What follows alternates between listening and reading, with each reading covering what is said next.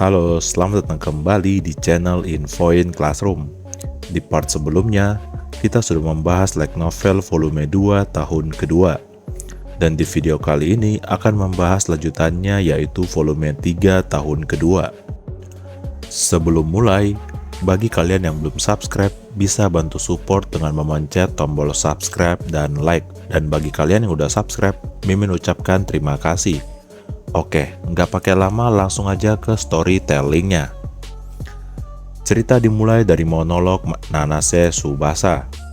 Sudut pandang Nanase Tsubasa. Aku masih ingat keterkejutanku waktu itu. Kenyataan kejam yang disampaikan kepadaku tanpa peringatan apapun. Cahaya matahari senja menyinari apartemen tua itu. Bayangan panjang dan besar itu bergerak lambat dari sisi ke sisi lain seperti penduluan jam besar. Meskipun aku melihatnya secara langsung, aku tidak dapat memahaminya. Tangan hangat itu membelai kepalaku. Senyuman lembut itu menyembuhkan hatiku. Penampilan serius itu mengajariku perasaan kekaguman. Ekspresi diam itu membuatku merasa putus asa. Seseorang yang kuat, lembut dan tidak pernah menyerah berusaha lebih keras daripada siapapun untuk berpikir bahwa orang itu tidak dapat meraih mimpinya adalah sesuatu yang tidak boleh terjadi. Tentu saja, bahkan aku tahu betul bahwa aku bertentangan dengan diriku sendiri. Tapi, aku tidak bisa memaafkannya. Sulit bagi seseorang untuk bertarung saat dibebani oleh perasaan bersalah. Itulah sebabnya aku memilih untuk bertarung dengan menuntut pembenaran di bawah bendera keadilan. Selama aku memiliki keadilanku sendiri, aku bisa terus bertarung dengan memegang keyakinanku itu. Hatiku yang rapuh tidak bisa mendukung keadilan itu. Itulah kenapa aku yang akan mendukungnya. Dan dengan melakukan itu, aku bisa mengalahkan Enokoji Kiyotaka dengan serius, mengembalikan dia ke tempat yang seharusnya. Jika tidak, korban kedua atau ketiga mungkin muncul lagi. Hanya itu yang harus dihindari. Enokoji Kiyotaka ada di sini, menatapku. Jika aku ingin mengakhiri semuanya, itu di sini dan sekaranglah waktunya. Kemudian, aku akan melangkah ke tahap berikutnya. Tujuan sebenarnya adalah setelah mengalahkan Enokoji Kiyotaka. Monolog Nanase berakhir, dan kita akan beralih ke cerita saat ini 20 Juli, musim panas di Pulau Tak Berpenghuni tersebar di depan mata para siswa. Dan luasnya lautan yang jernih di langit biru yang tinggi, para siswa yang menghabiskan 2 minggu di kapal pesiar, jika malam tak berwarna, tentu langit berbintang yang menarik perhatian akan tersebar. Mengobrol bersama teman dan bersandar pada seseorang yang disayangi. Jika hanya mendengar itu, orang mungkin akan salah mengira kalau ini adalah liburan musim panas yang akan membuat iri semua orang. Namun, bagi para siswa Kodoikuse, Pulau Tak Berpenghuni merupakan salah satu cobaan besar. Seperti yang dijelaskan oleh Mashima Sensei, ini adalah pulau yang jumlahnya lebih besar daripada Pulau Tak Berpenghuni setahun yang lalu. Hirata Yosuke, yang berdiri di samping Enokoji, mengatakan itu. Lalu, Enokoji berkata, "Baiklah, jika hanya untuk hidup normal selama 2 minggu, beberapa siswa mungkin akan mengundurkan diri." Ya, aku pikir akan sangat mungkin bahwa sesuatu yang tak terduga akan terjadi. Di atas segalanya, mengamankan air adalah prioritas utama, jawab Hirata.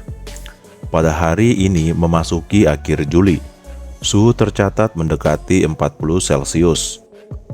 Karena itulah Hirata memikirkan perlunya untuk memperhatikan sengatan panas dan dehidrasi dengan mengamankan persediaan air. Saat pulau itu mendekat, keseluruhan gambarnya mulai menjadi jelas, sedikit demi sedikit. Lalu Aenokoji berkata, "Aku ingin tahu, apakah dulu ada orang yang tinggal di sana?" "Mungkin ada," jawab Hirata. "Pelabuhan yang lewat dengan baik di pulau tak berpenghuni yang memberikan karakter berbeda semakin mendekat sedikit demi sedikit. Saat ini, kapal yang dinaiki para siswa langsung menuju ke pelabuhan tanpa memutari pulau.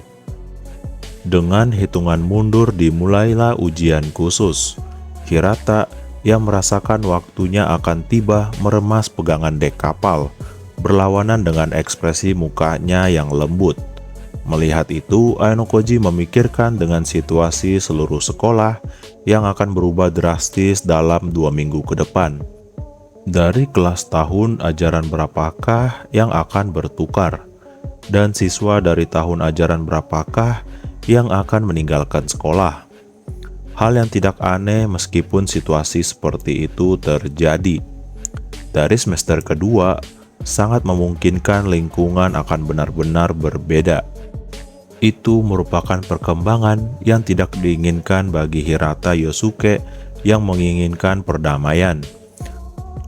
Karena itulah tidak mengherankan jika cengkeraman itu tanpa disadari terisi oleh kekuatan. Dan akhirnya, siaran di atas kapal disiarkan untuk mempersiapkan pendaratan. Lalu Aenokoji berkata, "Apa kau sudah siap, Yosuke?" Sementara perdamaian yang dilindungi akan terancam, Aenokoji dengan berani mengatakan itu dengan nada yang begitu kuat.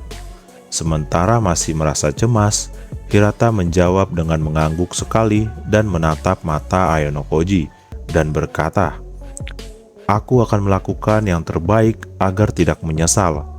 Itulah satu-satunya hal yang bisa aku lakukan untuk kelas."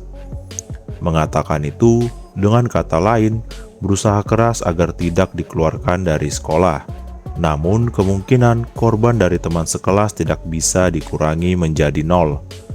Dengan pemikiran seperti itu, keduanya meninggalkan dek kapal. Waktu pun berlalu. Saat ini 19 Juli, sehari sebelum mendarat di pulau tak berpenghuni pukul 12.36.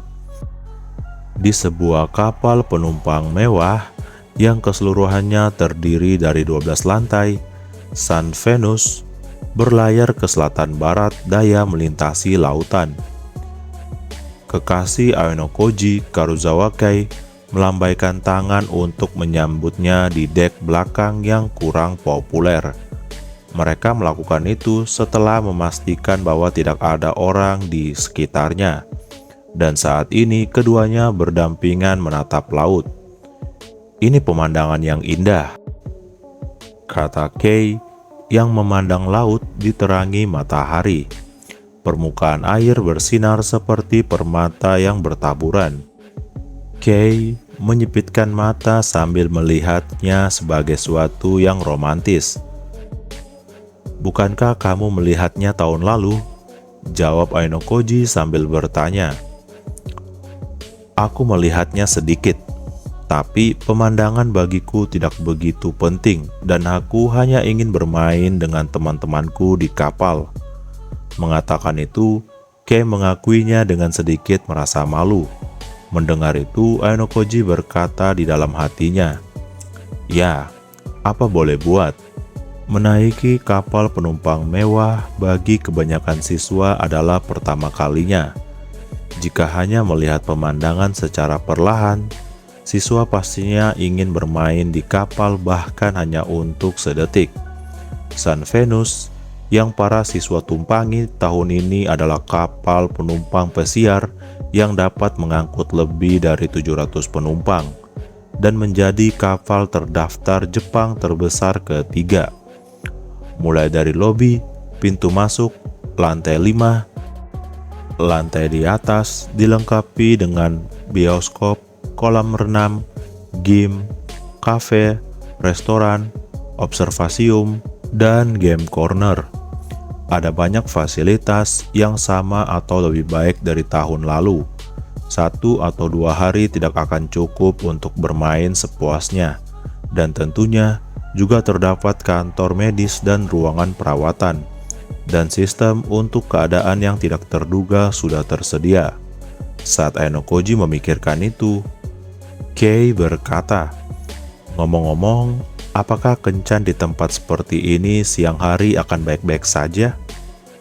Kata Kei sambil melihat sekeliling dengan gelisah. "Aku tidak bisa menjamin bahwa kita tidak akan pernah bertemu siapapun. Tapi tenang saja," jawab Ainokoji yang sudah berpikir. Tempat makan siang dibuka pada pukul 11 pagi dan dimulai dari tahun pertama untuk makan. Mereka makan siang lebih cepat karena ada sesi penjelasan di siang hari.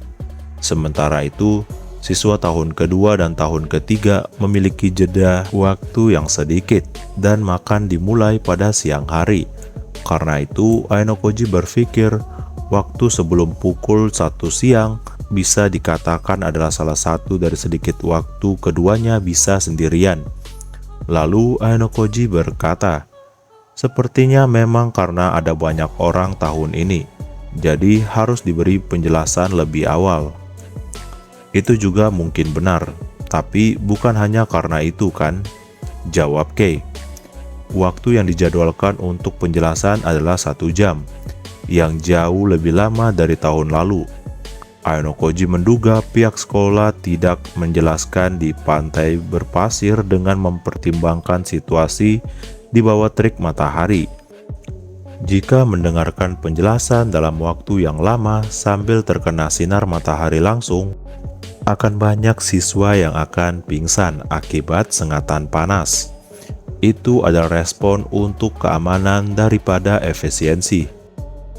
"Rasanya aku belum benar-benar menikmatinya," kata Kei. "Itu karena tidak banyak kesempatan untuk kita bisa naik kapal pesiar. Tidak heran jika kau merasa seperti ada yang kurang." Mengatakan itu, Ainokoji menganalisisnya dengan tenang dan menjawab demikian. Tapi Kei yang mendengar itu menghela nafas terkejut, dan ia pun berkata, "Bukan tentang itu. Aku sedang membicarakan tentang waktu berpacaran dengan Kiyotaka. Kamu itu pintar, tapi soal begituan benar-benar payah." Sejak liburan musim semi, inilah Ainokoji dan Kei mulai berpacaran. Sudah beberapa bulan berlalu, tapi keduanya belum pernah berkencan di luar. Biasanya siswa SMA pergi dan pulang sekolah setiap hari dan pergi bermain sepulang sekolah. Tapi karena untuk menyembunyikan fakta bahwa keduanya berpacaran dari lingkungan sekitar, frekuensi Ainokoji dan Kei pergi bersama lebih sedikit daripada pasangan lainnya. Jadi untuk berduaan seperti saat ini, keduanya tidak punya pilihan selain melakukan pertemuan rahasia. Lalu Kei pun berkata, "Bagaimana denganmu, Kiyotaka? Apakah benar-benar terasa seperti itu?" tanya Kei. "Tidak, aku tidak tahu. Jika aku menjawabnya ya, aku tidak bisa mengatakan tidak," jawab Ainokoji. "Nani sore? Apa sih?" Saat ini, Ainokoji dan Kei menjadi sepasang kekasih. Itu adalah fakta. Tapi bahkan sekarang, tidak ada perubahan besar yang terlihat. "Aku tidak bisa membayangkan ada 2 orang yang bertemu sembunyi-sembunyi di luar seperti ini," kata Ainokoji. "Nah, begitulah," jawab Kei. Kei mengembuskan nafas dan menatap cakrawala yang jauh. Melihat itu, Ainokoji berkata, "Tergantung pada isi ujian khusus yang akan diumumkan nanti. Aku mungkin akan meminta bantuanmu." "Ya, aku tahu. Tapi jika aku bisa melakukannya," jawab Kei. Alasan utama Ainokoji memanggil Kei saat ini adalah untuk menyampaikan permintaan ini. Setelah beberapa saat, sebuah pesan disiarkan dari kapal bahwa sesi penjelasan telah selesai. Sepertinya tahun pertama sudah selesai. Aku tidak bisa pergi denganmu. Aku akan pergi di Luan. Kay berinisiatif untuk kembali ke kapal di Luan karena akan dicurigai jika kembali bersama. Kemudian, para siswa tahun kedua berkumpul di bioskop untuk menggantikan siswa tahun pertama.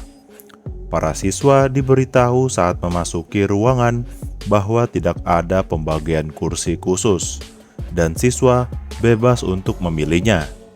Dan saat ini, ada orang yang duduk dimanapun tanpa khawatir, dan juga ada yang berkumpul dengan teman dekat.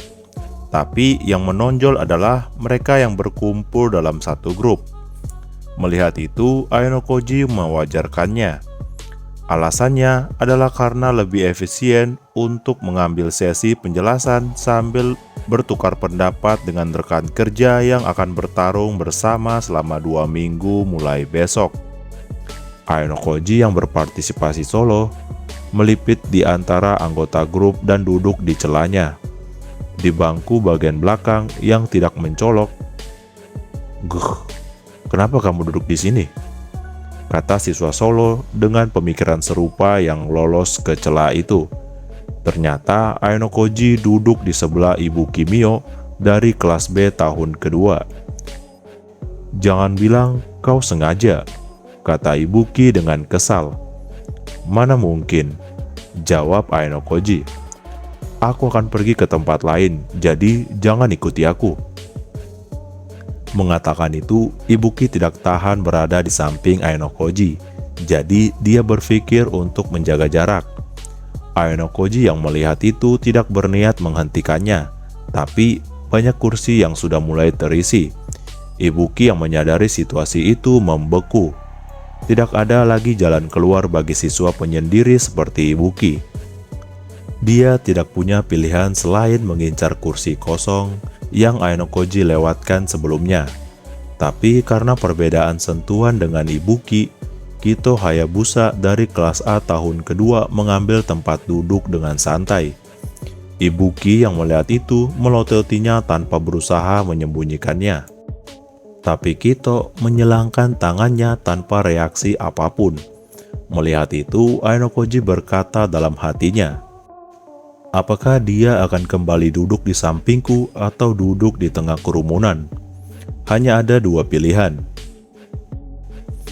Ibu Ki yang sedikit bermasalah tidak punya pilihan selain kembali duduk di samping Ainokoji. Alhasil, Ibu Ki dipaksa mendengarkan penjelasan dengan posisi terjepit antara Ainokoji dan Kito. Dan waktu penjelasan aturan pun dimulai. Para siswa beralih fokus ke depan.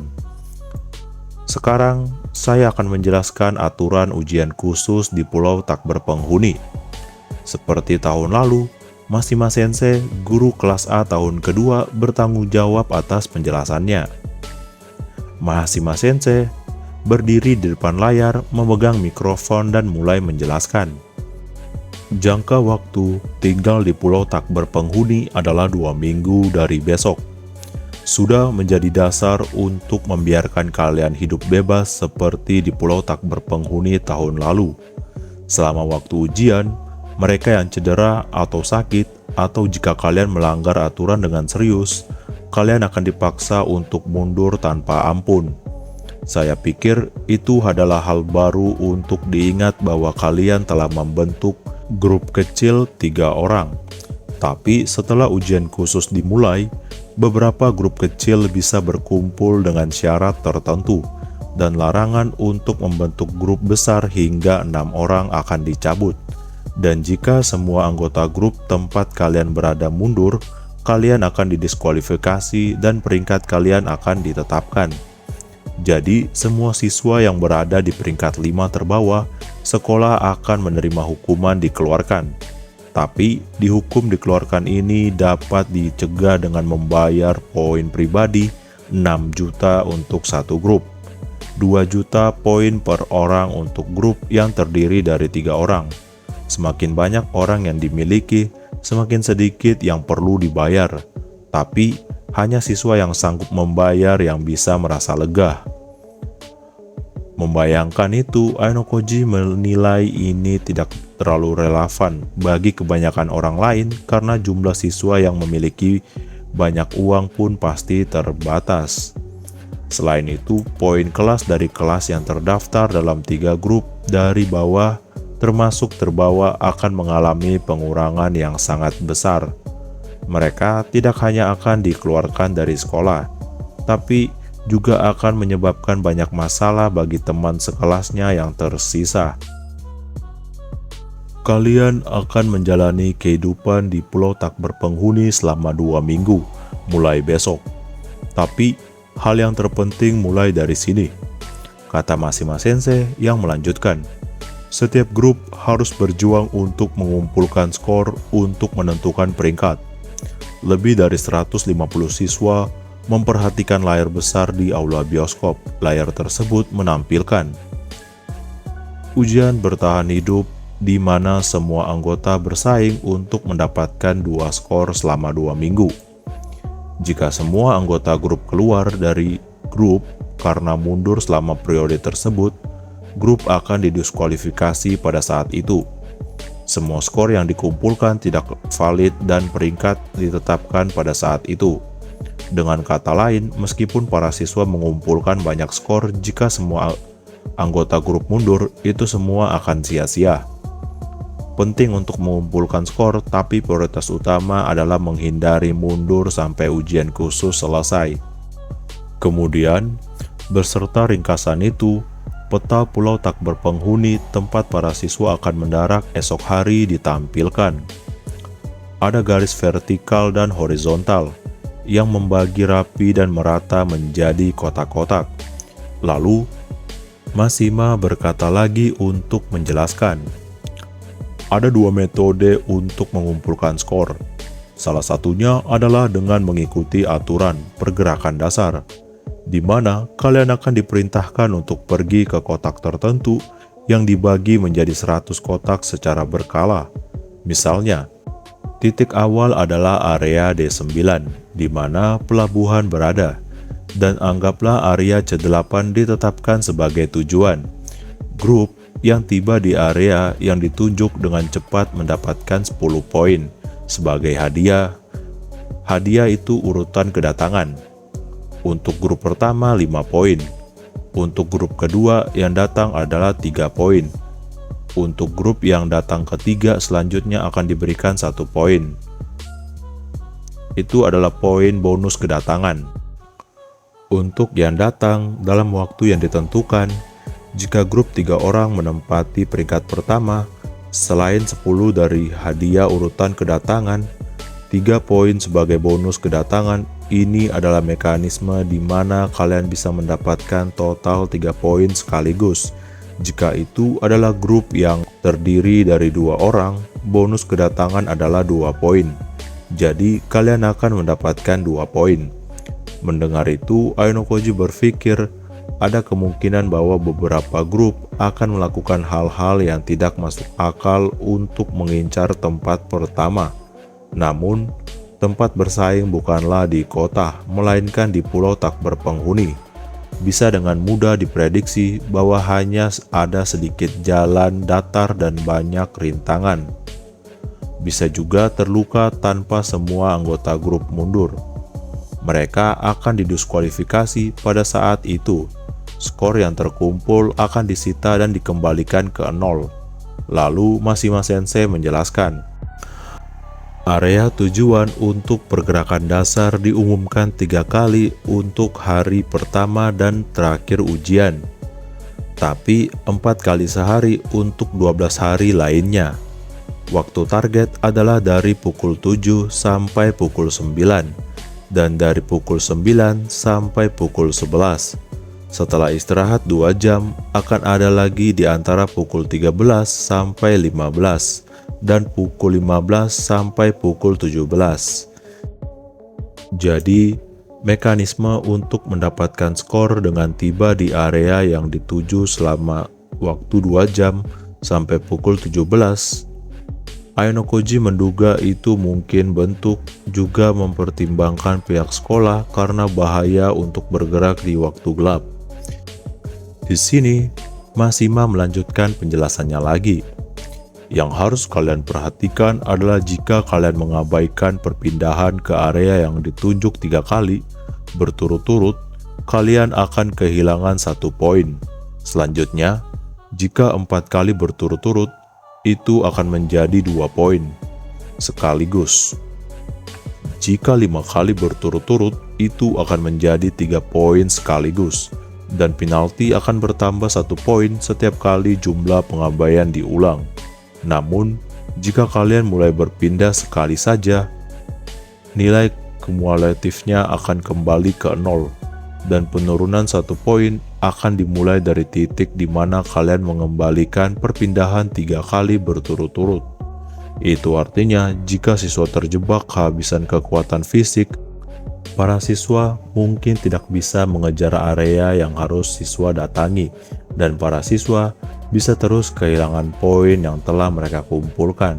Sebaliknya, jika para siswa mencoba mendirikan kemah di titik awal tanpa bertindak gegabah, dengan mengumpulkan poin dari area yang ditunjuk yang muncul hanya dalam jarak dekat dari tempat kemah, dan menghabiskan 2 minggu dengan baik, meskipun skor hampir tidak akan dikumpulkan hanya dengan melakukan itu jika tidak ada grup yang mundur.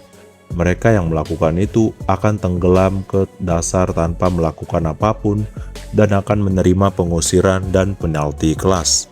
Lalu, Masima berkata lagi, untuk mengatasi pengabaian ini, akan aman dengan menyuruh seseorang dari grup untuk pergi ke area yang ditunjuk tepat waktu. Dengan kata lain, tidak semua orang dalam grup perlu ke sana. Tentu saja, kalian hanya akan mendapatkan bonus kedatangan untuk jumlah orang yang mencapai area yang ditunjuk. Bersama dengan menerima penjelasan itu, semua siswa menjadi sedikit berisik. Itu karena jika hanya dari 3 anggota grup yang mencapai area yang ditunjuk, grup akan diberikan 1 bonus kedatangan dan tidak akan memenuhi syarat untuk pengabaian. Dalam mengumpulkan skor, sangat menguntungkan memiliki orang dalam jumlah besar. Mereka yang berpartisipasi sendiri atau dalam grup yang terdiri dari 2 orang akan dipaksa untuk ketinggalan skor bahkan jika mereka terus menyelesaikan dengan cara yang sama. Tapi ada satu peringatan. Hadiah urutan kedatangan untuk peringkat 1 hingga 3 hanya akan diberikan jika anggota grup tidak ada yang mundur dan semua anggota grup telah mencapai area yang ditunjuk, dan siswa terakhir dalam grup yang sampai yang akan dicatat sebagai peringkat kedatangan, kata Masima Sensei. Mendengar itu, Ainokoji menilai, bukankah itu aturan yang tepat? Jika hanya 1 orang saja bisa mendapatkan hadiah urutan kedatangan, Powerfly juga dimungkinkan seperti pergi ke area yang ditunjuk hanya oleh mereka yang memiliki kekuatan fisik alternatifnya. Seluruh anggota grup selalu bisa bertindak terpisah dan menunggu area baru yang ditentukan di berbagai titik. Jika itu terjadi, peluang untuk menang akan benar-benar hilang untuk grup kecil. Dengan mencatat kapan kedatangan semua anggota, akan menyiksa sedikit peluang kemenangan untuk grup solo. Tapi bahkan dengan itu, tidak ada perbedaan bahwa banyak orang sangat menguntungkan. Lalu Masima melanjutkan, ada tempat-tempat di peta jelas tidak mungkin untuk ditunjuk sebagai area, misalnya B1, C1, F1, dan G10. Sepenuhnya berada di atas laut, dan tempat-tempat ini tidak dapat dipilih sebagai area yang ditunjuk. Beberapa area tidak terjangkau diberi warna merah dan dikecualikan dari peta di layar. Ada aturan tertentu di area yang ditunjuk ini. 3 dari 4 kali sehari didesain ulang dalam 2 kotak di depan, belakang, kiri, dan kanan, dan 1 kotak diagonal berpusat di area yang ditunjuk terakhir. Mendengar itu, Ainokoji berpikir jika 2 kotak di depan, belakang, kiri dan kanan, dan satu kotak secara diagonal, Ainokoji merasa tidak sulit untuk bergerak. Karena ia punya 2 jam, Ainokoji merasa ia bisa bergerak dengan cukup banyak ruang. Lalu Mashima melanjutkan lagi. Hanya sekali dalam sehari, aturan saat ini tidak berlaku dan itu merupakan pengecualian, dan tidak diketahui pada titik mana area yang ditunjuk akan ditetapkan. Setelah area tersebut ditetapkan, di D2 ada kemungkinan akan ditempatkan selanjutnya di D9. Akan tetapi, penunjuk acak tidak akan terjadi 2 kali berturut-turut. Kasus di mana penunjuk acak datang pada waktu keempat yang merupakan penghujung hari, dan penunjuk acak datang lagi pada waktu pertama hari berikutnya tidak terjadi. Itu saja untuk pergerakan dasar dari metode pertama untuk mendapatkan skor, kata Mashima. Lalu melanjutkan perkataannya lagi. Sebelum saya menjelaskan metode lain untuk mendapatkan skor, saya ingin kalian melihat ini. Mashima Sensei menerima suatu dari Homiya Sensei, wali kelas dari kelas C tahun kedua. Lalu Mashima berkata, besok, dari ujian dimulai hingga ujian berakhir, para siswa akan diminta untuk memakai jam tangan ini. Selain itu, akan disediakan tablet yang bekerja bersama dengan jam tangan ini. Tapi akan saya jelaskan nanti. Jam tangan yang diperbesar dan detail fungsinya ditampilkan di layar dengan diiringin penjelasan Mashima Sensei. Jam tangan ini adalah alat yang diperlukan tidak hanya untuk memeriksa waktu, tetapi juga mendapatkan skor. Itu karena semua skor untuk pergerakan dasar dihitung berdasarkan jam tangan ini. Ini juga memiliki fungsi yang berguna seperti pemberitahuan sebelumnya tentang batas waktu yang tersisa untuk memasuki area yang ditunjuk. Kemungkinan akan ada sedikit jeda waktu. Jadi ketahuilah bahwa ini mungkin menjadi tidak valid jika sudah diambang batas waktu atau jika kalian tidak segera keluar dari area tersebut. Pastikan untuk memeriksa pemberitahuan di jam tangan kalian untuk melihat apakah kalian telah mencetak skor. Intinya adalah para siswa tidak bisa melakukan apapun tanpa jam tangan. Lalu, Mashima Sensei melanjutkan penjelasannya lagi. Selain itu, sekolah dapat memantau suhu tubuh, detak jantung, tekanan darah, oksigen darah, waktu tidur, tingkat stres, dan lain-lain dari para siswa yang memakai jam tangan ini. Dan jika ada item apapun yang melebihi batas yang ditentukan, peringatan bahaya akan berbunyi, kata Mashima Sensei, yang memegang jam tangan kemudian menyerahkan mikrofon kepada Hoshinomiya Sensei. Lalu Mashima memulai memakai jam tangan itu dengan nyata sebagai demonstrasi. Tak lama setelah Mashima Sensei selesai memakai jam tangannya, detak jantung, tekanan darah, suhu tubuh, dan lain-lain semuanya ditampilkan secara real time di layar seperti yang disebutkan sebelumnya. Dengan begitu, sekolah bisa memantau kesehatan semua siswa sekaligus. Saya akan menunjukkan satu contoh di sini. Katakanlah suhu tubuh kalian naik di atas 5 Celcius, kata Mashima. Segera setelah itu, suara peringatan tinggi mulai berbunyi dari jam tangan. Lalu Mashima berkata, ini adalah peringatan bahaya saat bunyi. Ini telah dirancang untuk berhenti berbunyi secara otomatis setelah 5 detik hanya untuk peringatan. Setelah 5 detik, suara peringatan tinggi berhenti. Tapi kalau keadaan terus melebihi ketentuan, peringatan akan berbunyi lagi setelah 10 menit, kata Mashima. Pengujian membunyikan tanda peringatan kedua. Suaranya sedikit lebih tinggi daripada sebelumnya. Melihat itu, Ainokoji penasaran apakah itu juga akan berhenti setelah 5 detik. Setelah suaranya segera berhenti, Mashima berkata, Tapi peringatan bahaya kedua, lalu jika kondisi berlanjut setelah 5 menit, ketiga kalinya suara tinggi dibandingkan sebelumnya mulai berdering. Sambil mendengarkan deringan, Masima menjelaskan. Dan yang terakhir, bukan dari peringatan bahaya, tapi akan berubah menjadi peringatan darurat. Jika ini terjadi, kalian akan diminta untuk menjalani pemeriksaan medis di titik awal di luar jam kerja. Jika kalian mengabaikannya atau tidak bisa mencapainya, kalian akan dikenakan penalti seperti mundur tergantung situasinya. Selain itu, peringatan darurat ini akan terus berbunyi kecuali dimatikan secara manual. Dan jika tidak dihentikan selama 5 menit, petugas dan tim medis akan bergegas ke tempat tersebut berdasarkan GPS. Artinya, jika terjadi cedera serius atau kehilangan kesadaran, bantuan akan datang. Saya pikir kalian sudah melihatnya ketika saya memasang jam tangan ini sebelumnya. Tapi ini adalah jam tangan yang membutuhkan alat khusus untuk dipasang dan dilepas sehingga kalian tidak bisa menipu selama ujian. Jika kalian melepasnya secara paksa dengan cara tertentu, fungsi untuk mendapatkan poin secara otomatis akan dimatikan, kata Masima yang mengartikan.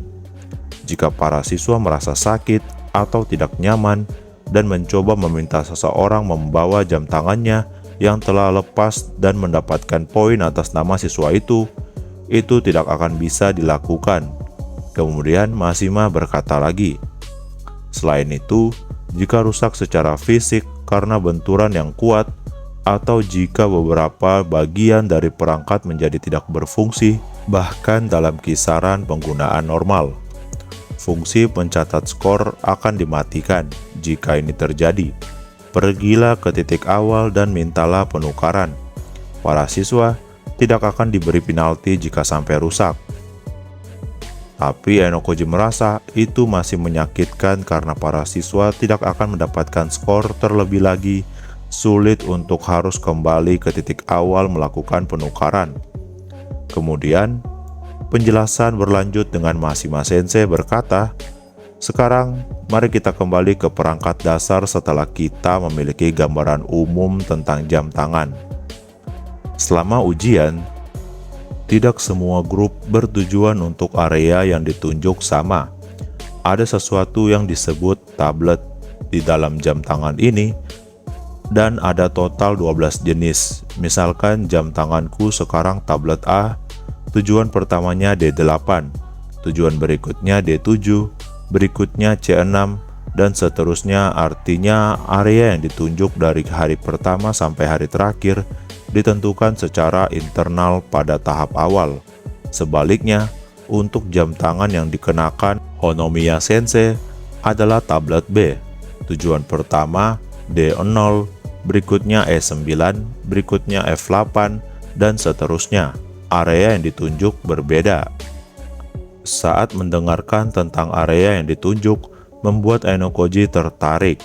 Enokoji pun berpikir ia merasa jika itu adalah permainan ditunjuk untuk semua grup untuk terus membidik tujuan yang sama, maka itu hanya akan menjadi pertarungan untuk merebutkan rute yang sama dengan cepat atau lambat. Namun, jika ada 12 jalur, tentu saja ceritanya akan banyak berubah. Tablet A akan bersaing dengan tablet A, tapi terkadang akan terjebak di tujuan yang sama seperti dengan tablet B dan tablet C. Berbagi kompetisi seperti itu akan terjadi pada saat yang bersamaan. Setelah 3 hari, grup akan tersebar di seluruh pulau tak berpenghuni.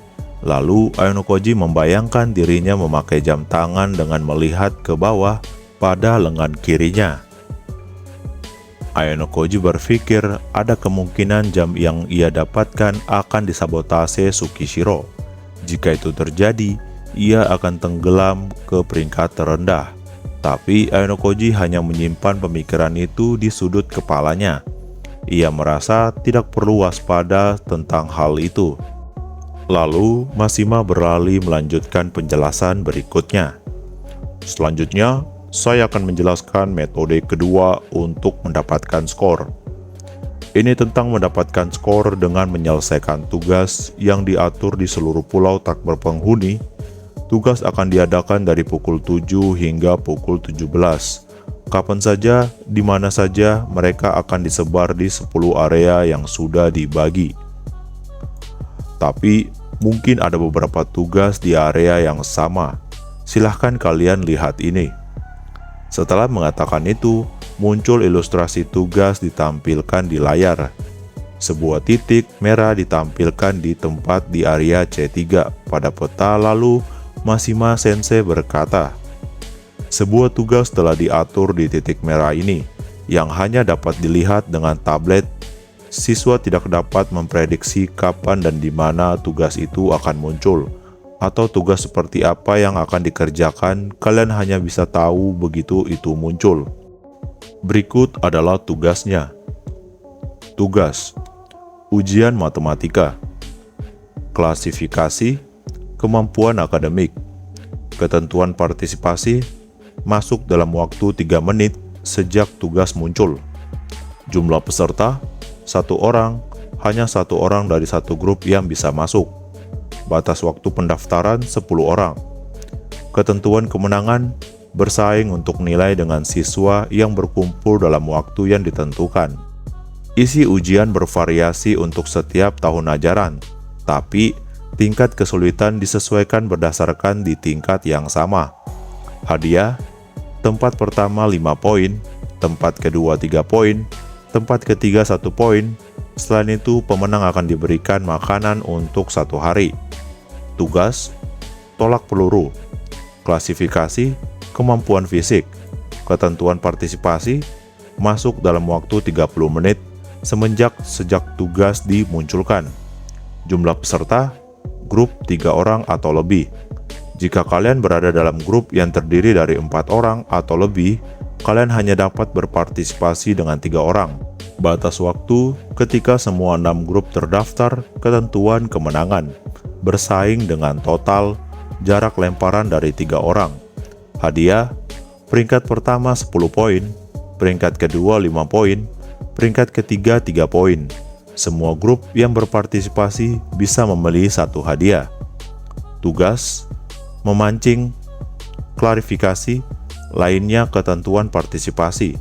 Masuk dalam waktu 120 menit sejak tugas muncul. Jumlah peserta, grup 2 orang atau lebih. Jika kalian berada dalam grup yang terdiri dari 3 orang atau lebih, kalian dapat berpartisipasi dengan 2 orang. Batas waktu ketika semua 8 grup terdaftar. Ketentuan kemenangan, siswa pemenang adalah yang menangkap ikan terbesar dalam waktu 1 jam. Hadiah: peringkat pertama 15 poin. Lalu Mashima Sensei berkata, kemampuan yang dibutuhkan untuk tugas terdiri dari 40% kemampuan akademik, 30% kemampuan fisik, dan 30% lainnya. Penting untuk diingat bahwa kategori lainnya berkisaran dari yang membutuhkan keterampilan terinci hingga yang hanya membutuhkan keberuntungan. Tentu saja, tugas yang sama dapat dilakukan berkali-kali. Selalu ada staf guru atau staf yang mengolah ujian ini, menunggu di tempat tugas akan dilakukan. Aturannya adalah keikutsertaan akan dilakukan melalui jam tangan dan tablet dengan meminta orang tersebut untuk menerimanya. Kalian juga dapat menelusuri semua informasi seperti ketentuan partisipasi yang saat ini ditampilkan di layar, termasuk lokasi tugas dengan tablet dan saat pelaksanaan tugas telah selesai. Ingatlah bahwa informasi tentang tugas tersebut seharusnya telah menghilang. Dari hari keempat, beberapa hadiah untuk tugas ini adalah membuka jumlah maksimum orang dalam grup. Jika kalian menempati peringkat pertama, kalian akan bisa membuka hingga 3 orang. Peringkat kedua bisa membuka 2 orang, dan peringkat ketiga bisa membuka 1 orang. Saat ini, jika grup 1 orang ingin membuat grup besar beranggotakan 6 orang, perlu untuk mengambil setidaknya tempat pertama dan kedua sekali. Dan dalam kasus grup 3 orang, tempat pertama sekali. Grup yang telah membuka batas maksimal hingga 6 orang tidak akan dapat menantang tugas ini lagi. Mendengar itu, Ainokoji yang pernah mendengar kata grup besar beberapa kali menyadari ternyata harus menyelesaikan tugas dengan benar untuk bisa melakukan pembentukan grup besar. Jadi intinya, tugas akan muncul kapan saja mulai pukul 7 dan berakhir pada pukul 17. Tugas diklarifikasikan menjadi 3 jenis dan isinya yang sama akan ditayangkan beberapa kali. Kemampuan akademik 40%, kemampuan fisik 30%, dan lainnya 30%. Waktu kemunculan tugas ini tidak dapat diprediksi. Perlu mengunjungi tempat yang ditentukan untuk mengetahui status pelaksanaannya. Pemenang hadiah utama akan diberikan skor, makan, dan hadiah untuk meningkatkan jumlah maksimal orang dalam satu grup. Setelah menjelaskan peraturan, Mashima Sensei berkata, selanjutnya, kepada Direktur Pengganti Tsukishiro dipersilakan untuk memberi sambutan. Kemudian, Mashima Sensei menyerahkan mikrofon kepada Tsukishiro yang muncul. Dengan senyuman tipis seperti biasanya, Tsukishiro perlahan untuk melihat sekeliling siswa tahun kedua sekali, lalu berkata, "Saya Direktur Pengganti Tsukishiro. Ujian di Pulau Tak Berpenghuni ini akan menjadi ujian khusus berskala besar yang belum pernah terjadi sebelumnya. Sudah jelas bahwa kalian harus berhati-hati, tapi mohon lakukan yang terbaik untuk tidak melupakan kesadaran diri kalian sebagai seorang siswa." Saat berbicara kepada semua orang, Tsukishiro menghentikan pandangannya sejenak. Tapi karena hanya sebentar sehingga siswa lain tidak menyadarinya, lalu berkata lagi, "Saya ingin menjelaskan satu hal kepada kalian para siswa. Sebagai orang yang melindungi kalian para siswa, sekolah akan memantau keamanan dan ketertiban semaksimal mungkin. Tapi tetap saja, ujian di Pulau Tak Berpenghuni ini tidak semua diawasi dengan ketat. Yang paling umum adalah masalah sensitivitas tentang perbedaan genre." Tsukishiro yang mulai cerita seperti itu mendapati bahwa orang-orang di pihak sekolah agak terguncang, tapi ia tetap melanjutkan, "Jika kalian melakukan pelecehan seksual, kami akan memberi kalian hukuman berat tanpa ragu, termasuk pengusiran. Jika kami menilai itu berbahaya, itu juga akan dilaporkan ke polisi. Tolong jangan lupakan poin itu." Mendengar itu, Ainokoji merasa ini mirip dengan representasi langsung. Tapi ini adalah peringatan masuk akal bahwa hal semacam itu jelas tidak boleh dilakukan. Hanya dikeluarkan dari polisi saja sudah merupakan hal besar. Tapi jika kata polisi muncul, itu akan mencegah para siswa untuk membuat kesalahan. Lalu Tsukishiro melanjutkan lagi. Dan satu hal lagi, semakin lama kalian tinggal di Pulau Tak Berpenghuni, akan membuat kalian semakin frustasi, karena kekurangan makanan dan air terkadang dapat menyebabkan bentrok antara siswa. Dalam hal itu, saya memiliki kebijakan untuk mentoleransinya sampai batas tertentu. Mendengar kata-kata itu, bukan para siswa yang menjadi sangat terguncang, tapi pihak sekolah seperti guru-guru yang terguncang. Itu karena ucapan Tsukishiro berbeda dengan kebijakan sekolah. Lalu Mashima Sensei yang mendengar itu mendekati Tsukishiro dan berbisik kepadanya. Ainokoji melihat itu menduga Mashima Sensei dengan berkata jangan membuat pernyataan yang sembarangan. Setelah mendengar semua saran Mashima Sensei, Tsukishiro meminta Mashima untuk mundur dengan sikap yang lembut, lalu berkata lagi, "Sekarang saya telah diminta untuk menarik pernyataan yang mentoleransi masalah yang muncul di antara para siswa." Tanpa berusaha menyembunyikannya, Tsukishiro mengucapkan kata-kata dari Mashima Sensei. "Tapi saya tidak akan menariknya, karena pada dasarnya tidak mungkin untuk tidak menimbulkan perselisihan. Karena masalah adalah sesuatu yang pasti terjadi. Ketika Mashima Sensei mendengar itu, ekspresinya menjadi suram. Lalu Tsukishiro berkata lagi, "Tentu saja, toleransi tidak berhenti. Kami menyarankan kami akan mengakui masalah yang tidak disengaja, dan pihak sekolah tidak akan ragu untuk turun tangan dalam masalah yang kami anggap berbahaya. Tindakan memangsa dan menggunakan barang milik orang lain tanpa persetujuan tidak boleh diabaikan sesuai peraturan. Selain pengunduran diri langsung, dalam beberapa kasus kalian akan dipaksa untuk meninggalkan sekolah," kata Tsukishiro memberi peringatan langsung. Tapi pada saat yang sama, Aonokoji mendengar itu merasa kata-kata itu sebagai tantangan untuknya. Itu saja dari saya. Tolong bertindaklah dengan tepat sebagai siswa SMA Kudo Ikuse. Setelah membuat sambutan singkat, Tsukishiro segera mengembalikan mikrofon kepada Mashima Sensei. Lalu Mashima berkata, "Terima kasih, Direktur Pengganti Tsukishiro. Terakhir, saya ingin melanjutkan ke penjelasan tentang makanan dan peralatan yang sangat diperlukan untuk hidup di pulau tak berpenghuni ini. Saya akan menjelaskan poin yang diperlukan untuk berbelanja yang hanya dapat digunakan di pulau tak berpenghuni sebelumnya." Saat Mashima Sensei yang memegang mikrofon, ia memberikan instruksi. Sebuah platform muatan besar didorong, dan sejumlah besar barang yang tertata. Setelah itu, Mashima berkata, "Poin dasar yang diberikan kepada setiap individu adalah 5.000 poin.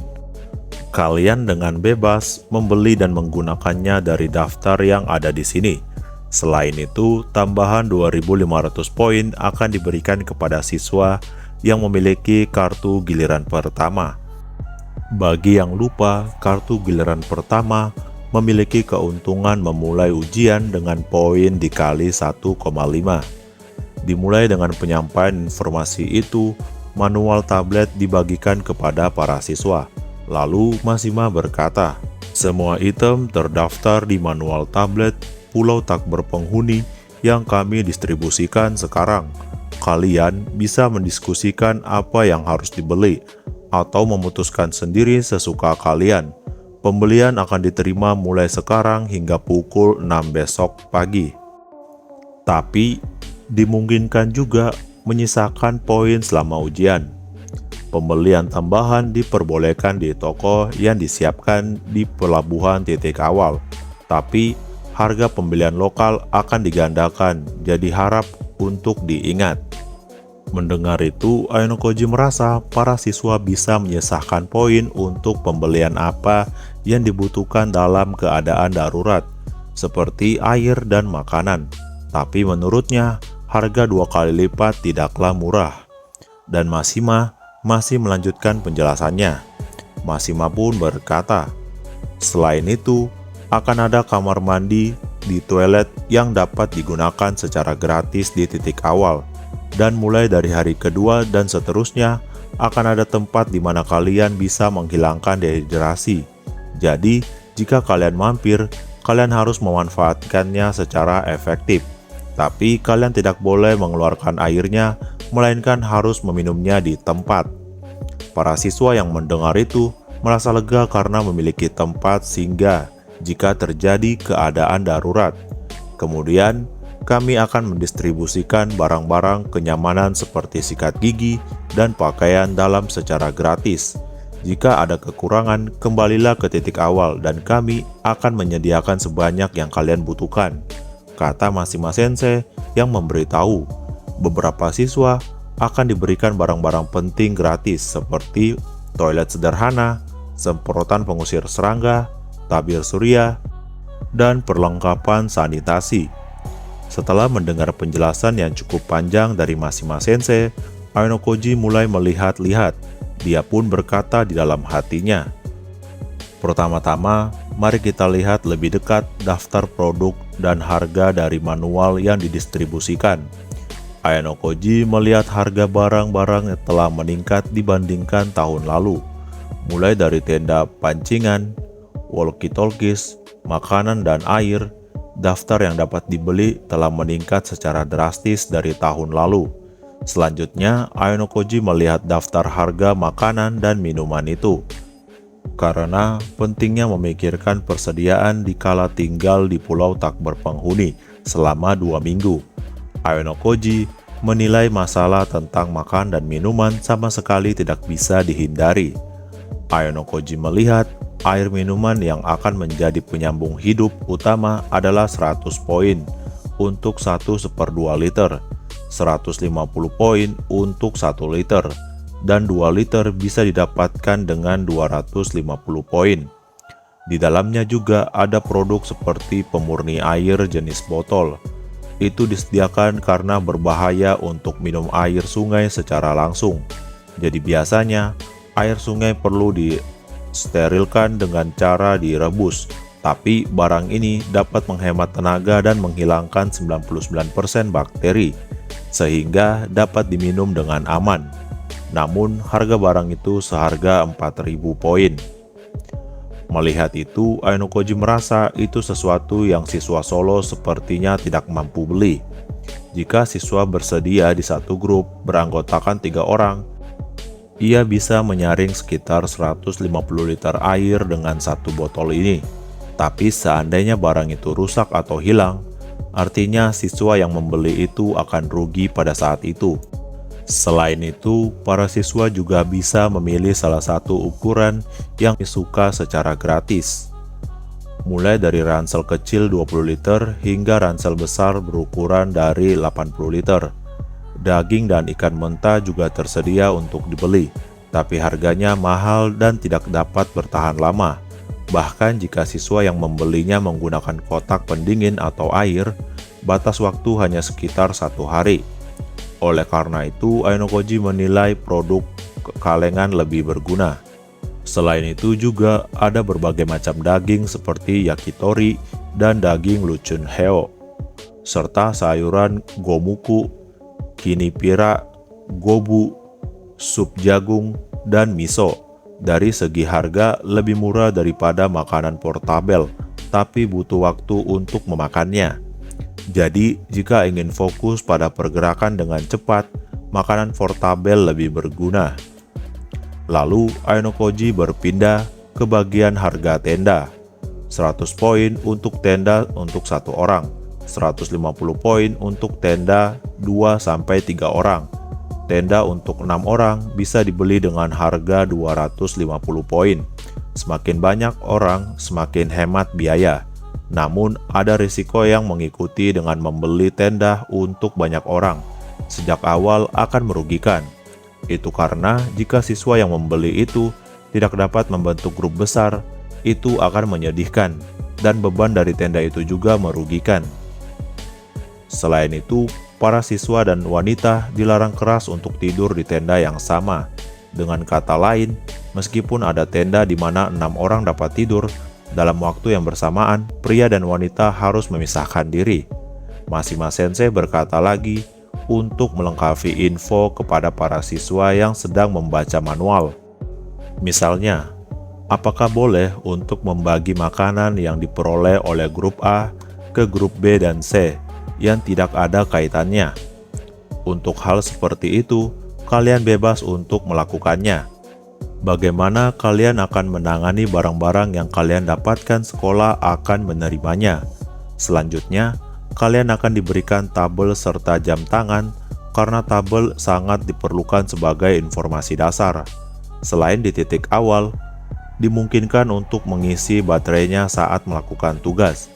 Sekarang, apa yang bisa kalian lakukan dengan tablet akan ditampilkan di layar.